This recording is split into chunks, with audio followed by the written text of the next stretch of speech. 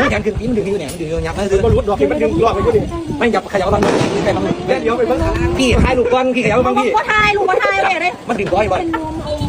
ยืนขนาดมันดักก้อยอยู่เนี่ยขนาดมันดึงอยู่เนี่ย มันร้องไปก่อนเกม ผู้แข่งขึ้นไปยืนตรงกันยืนตรงนี้ไหม ถีบแน่นอน ไป เลย ถีบไปแล้วแก้กันนะ ไม่ว่า จับครับเดี๋ยวยืนตรงกันยืนตรงกันมันปวดยาก ตรงนี้แล้วก็เอาออกตรงนี้เอาออกให้ มันจะบาดมันจะบาด บาดหาเลยอ่ะ จับนี่พี่จับนี่ชูขึ้น จับสายก่อนจับสายมันจะบาดข้าง เดี๋ยวทำใจ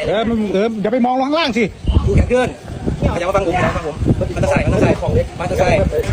ทำงานตัวด้วยทำงานตัว ไม่ไปชัวร์ ขยับมาฟังผมพี่ใหญ่ฟังเล็ก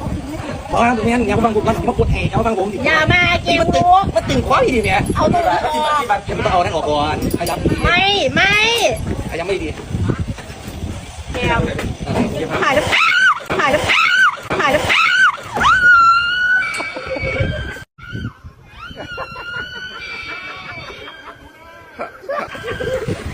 เอาที่บ้านเลยนะ